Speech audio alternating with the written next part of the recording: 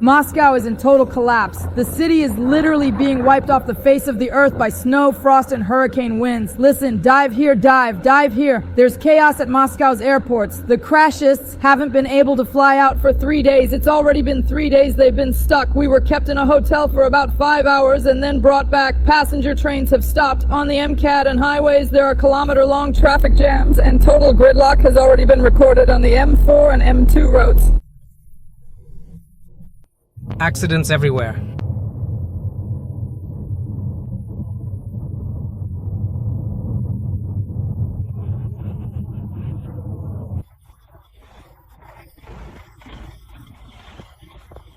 It's stalled.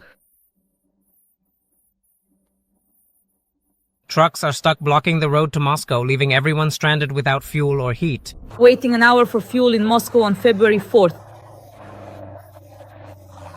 A real icy hell. All the roads have come to a standstill. The city is paralyzed. There are massive traffic jams, a logistical collapse. Cars are skidding and can't move. Vehicles are towing each other with ropes. Muscovites are abandoning their cars and walking to work. The capital has plunged into chaos. Everyone is going uphill like this, and we're all walking together. Everything here is at a complete standstill. Lightning, my friends. There's a collapse in the pandemic in Moscow.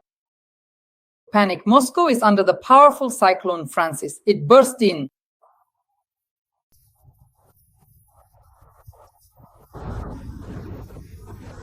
into Moscow without warning. People are out on the streets pushing trucks with groups of 20 to 30 people. Because of the ice and the powerful hurricane, traffic has basically come to a halt. But the worst is happening at the airports. Cyclone Francis has practically paralyzed Moscow's airport. And at Sheremetyevo, there's a baggage riot. Thousands of passengers are 6 hours, no bonus or bags? Where's the luggage? Where's the luggage? Muscovites have been sitting on the floor for days. Among them are children and the elderly, chanting, "Where's the luggage?" Fights break out, scuffles, aggression.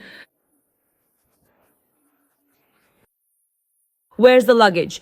Muscovites, including children and the elderly, have been sitting on the floor for days chanting. Fights and aggression break out. People are locked in planes as the collapse spreads beyond terminals. Lacking ramps and buses, passengers wait on board for hours after landing. 500 flights are delayed and hundreds cancelled at Domodedovo and Vnukovo. Sheremetyevo International Airport is currently operating only intermittently. Many exhausted people have been stuck on the road for 14, 20, or even as long as 48 hours. The powerful cyclone Francis is absolutely devastating Muscovites today. This intense Balkan cyclone Francis has completely covered the capital of Mordor. We are seeing a massive blizzard, dangerous squally winds, and total chaos.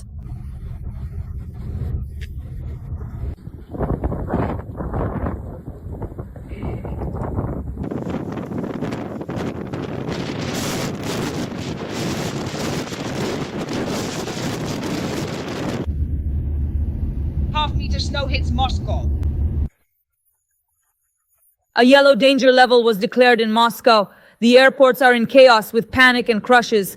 Rashists have been sleeping on the floor for 2 days. Flights are delayed for 48 hours.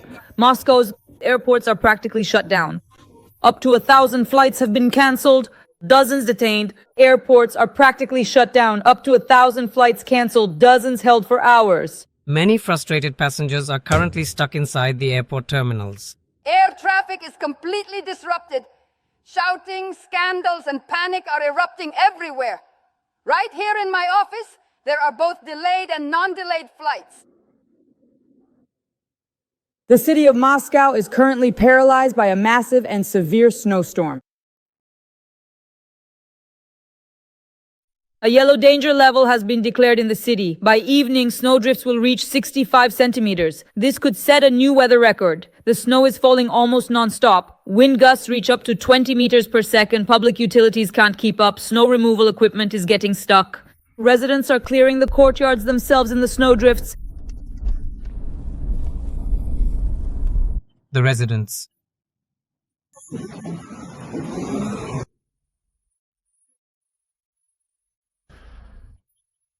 So that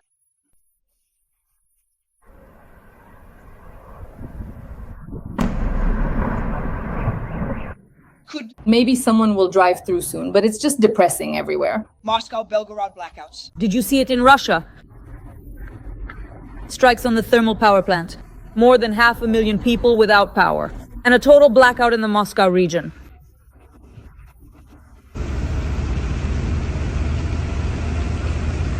Strikes on. The thermal power plant. More than 500,000 fascists without...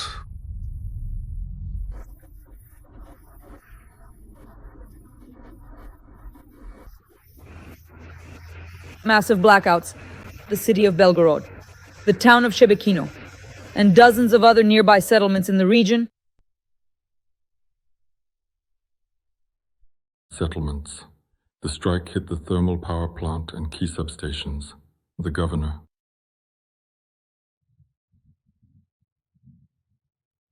Panic strikes this morning. Overnight shelling left 556,000 without power. The lights just cut out after an explosion.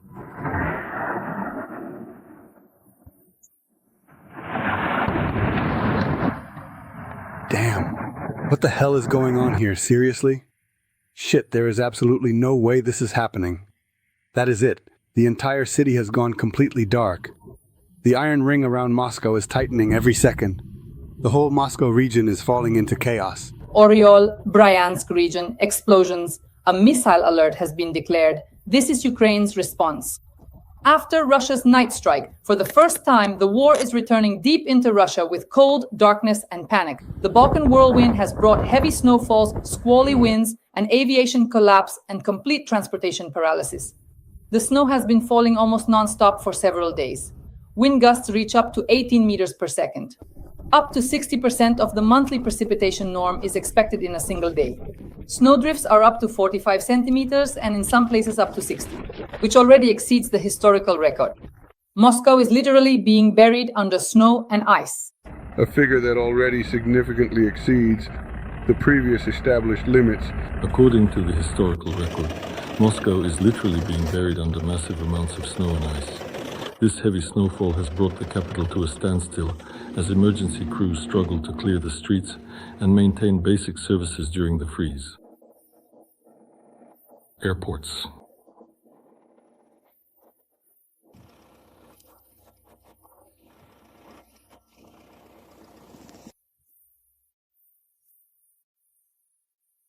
Have come to a standstill. Aviation is grounded. Moscow's airports are effectively shut down. Hundreds of flights have been cancelled. Dozens are delayed for hours. Passengers are stranded in terminals. Air traffic is disrupted on the MCAD and elite highways, with traffic jams stretching for kilometers. Accidents have been reported on the EM4 and EM2 highways. The city is at a standstill. No one is flying anywhere.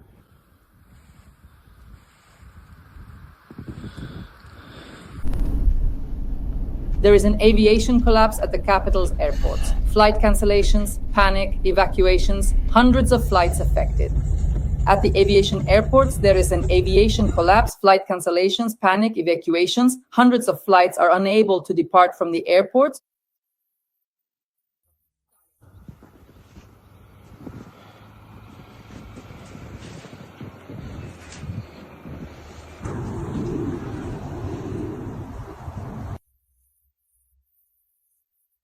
Dozens of planes are stuck on the ground. More than 100 flights are delayed. The total number of delays is over 100. A yellow danger level has been declared in Moscow. One plane is stuck, just standing there. The others, accordingly, can't turn around.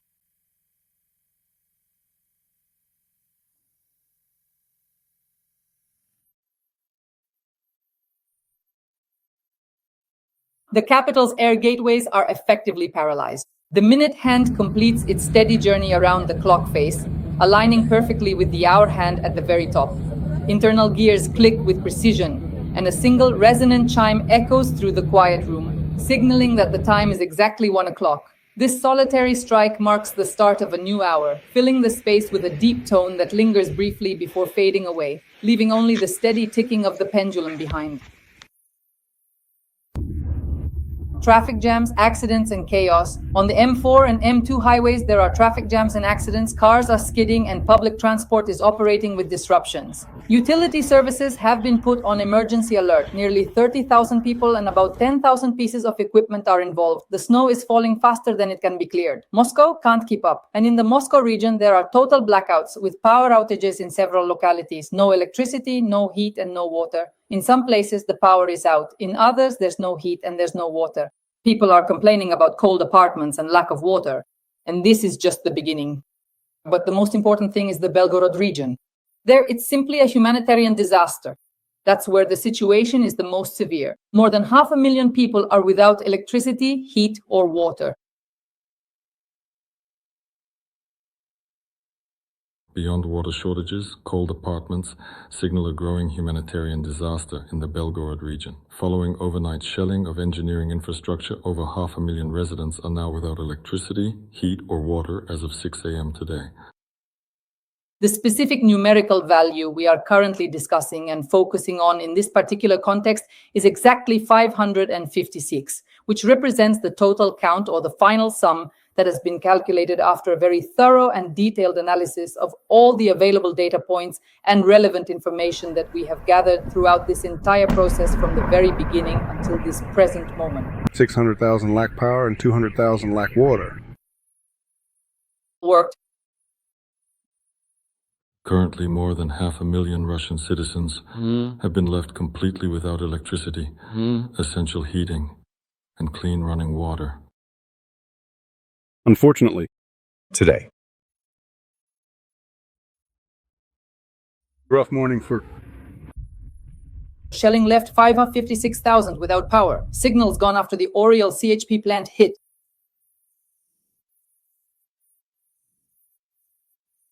The noose around Moscow is tightening in the Moscow region. Blackouts.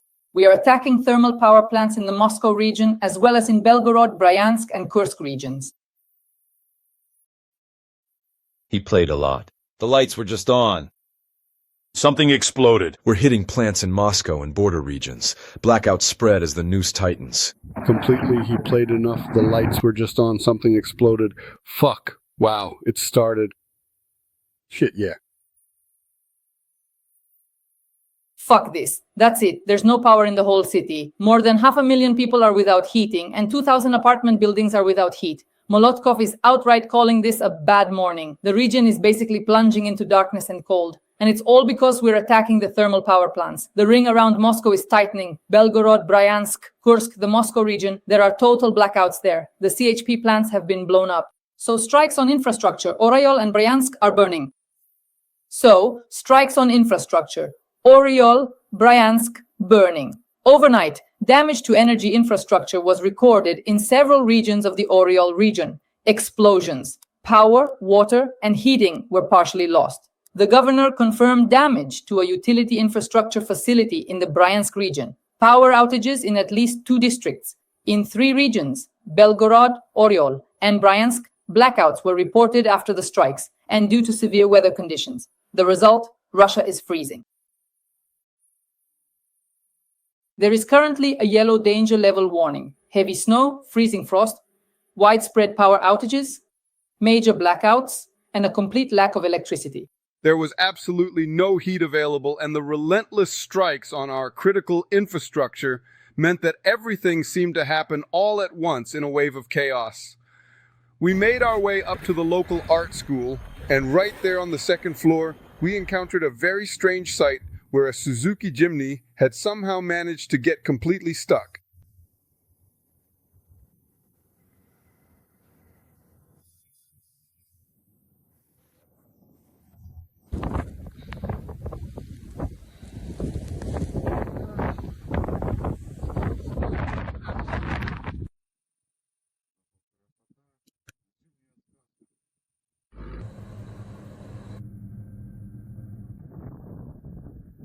There's still a car sticking out there, but it's beautiful. A winter wonderland. Ah, the snow's nothing. Beautiful.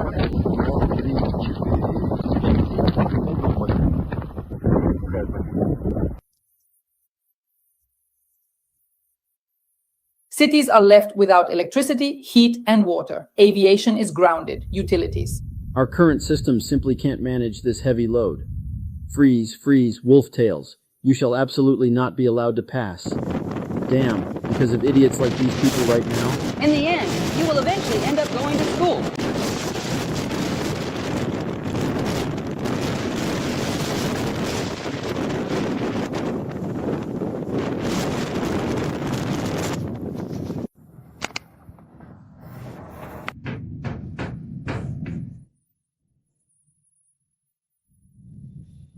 This situation is no longer the case anymore.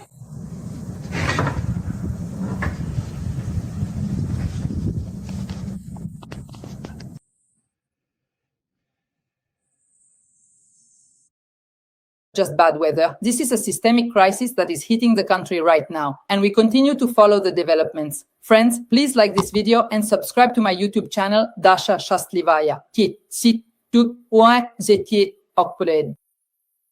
And in the comments, write a few kind words in support of Ukraine. And now take a look at an analysis of top-tier Russist propaganda. Hello, dear friends. Unfortunately, this morning is not a good one at all.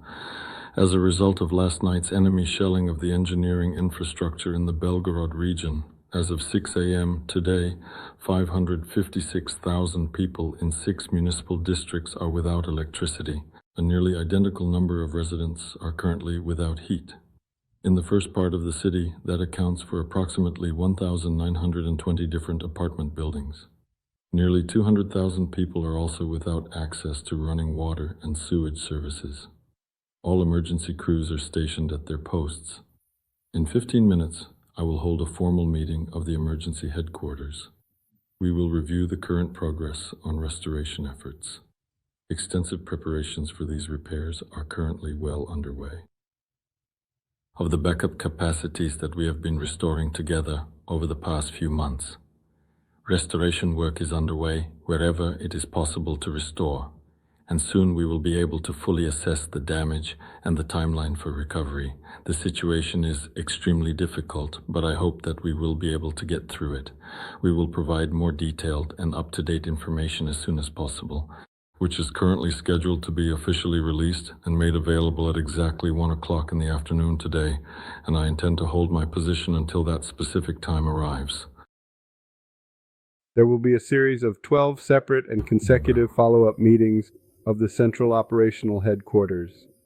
I will personally conduct a thorough review and assessment of how the strategic decisions and critical resolutions that we are finalizing right now at 7 a.m. are being actively put into practice and executed on the ground by the relevant team. Health and kindness in 2025. We have already discussed this. A wide variety of different types. A wide variety of different topics. And furthermore, Deep down in our hearts, we truly want to find something positive to hold on to in this situation. However, despite our best efforts and most optimistic hopes, it seems increasingly clear that things simply won't work out the way we planned. But then again, when you stop to consider the reality of our circumstances, we have to remember that we are currently in Russia, where things often follow their own unique and unpredictable path.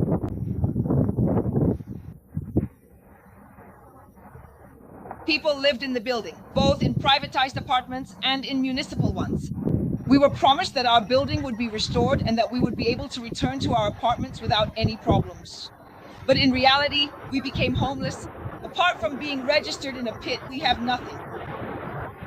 This was our only home. People lived in the building, both in privatized apartments and in municipal ones. We were promised that our building would be restored and that we would be able to return to our apartments without any problems. But in reality, we became homeless. Apart from being registered in a pit, we have nothing, no matter where we turned for help. But our administrators no longer want to see us or deal with our problem. We are being denied housing based on decrees that have no legal force, and they are also unlawfully reducing the square footage of the housing. According to Article 40.1 of the Constitution of the Russian Federation, everyone has the right to housing and no one can be deprived of it. We have been deprived of this right in violation of the Constitution of the Russian Federation, which is the highest legal act. We ask you to help restore our building, to keep the previous address without changing the street or the numbering so that we can return home to our own apartments. We have survived the horrors of war. Some have lost loved ones. Some have lost family members. Those who survived this war are now going through a living hell trying to secure housing, filled with faith and hope. We deeply desire to be heard. Please help us restore our buildings so we can finally return home. Federation, living in the city of Mariupol.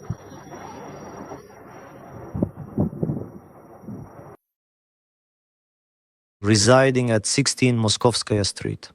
If he is hinting to us and our leadership that it wouldn't be a bad idea to strike and completely eliminate the leadership of Ukraine, including the newly appointed scoundrel, terrorist and bastard Budanov, well, that would be.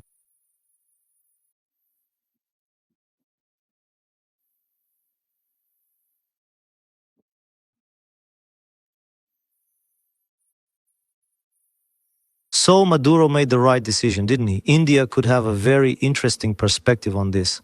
He started relying on Russia, and let's put it this way. If it weren't for Russia, Venezuela would be in flames right now. I state this with full responsibility. We did a lot to preserve peace in Venezuela so that today Trump could call and, have a heartfelt brotherly conversation with Maduro. And why is that? Because he realized that playing games with us is simply impossible now. All those tricks, deceptions and scheming, those days are over. We made a decision. We didn't let the Americans tear Venezuela apart. How did we do it? Well, someday there will be movies made about it, books written about it. For now, it's a secret. But believe me, it was done brilliantly. It was done by people who gained real combat experience during the special military operation. It was done fantastically well, and it was done in advance because we had intelligence. We prepared so thoroughly that when Trump tried to send in the fleet, he realized that this fleet would sink near the nearest peninsulas. An hour and a half to 2 hours after the start of active hostilities, it would simply sink. No missiles would save it, and nothing would change the outcome. That's it. This is Putin'S hysteria. Within 2 hours of active hostilities, it would simply sink. No missiles would save it and nothing would be resolved. This is Putin'S hysteria. Ukrainian losses were immense in that terrible assault, fueled by those shouting, "Everything is lost," to serve the Ukrainian narrative, demanding the truth with frantic cries. They don't understand that this is exactly in line with Zelensky's and others' idea that before the meeting, it's necessary to show that the Ukrainians are in control of the situation, that they're taking the initiative, that everything is going well for them. See, the Russians are lying about everything. And here you go. Russian military bloggers are squealing like pregnant pigs. Although no, you shouldn't say that, of course not. Everyone was shouting on this street, over there, over there. Zelensky's strategy shows Ukraine has the initiative, despite what Russian bloggers claim. Pregnant pigs don't squeal at all, it's just squealing. And the pregnant pigs are actually on the Ukrainian side, and they're the ones squealing over there.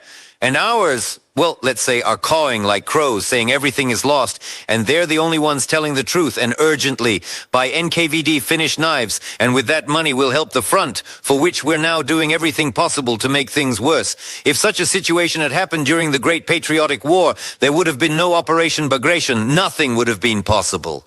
Because an honest military blogger would have pointed out where and how things were going wrong, and would have said that only thanks to his 30 kopecks, they managed to buy everything necessary, and otherwise the army would have perished.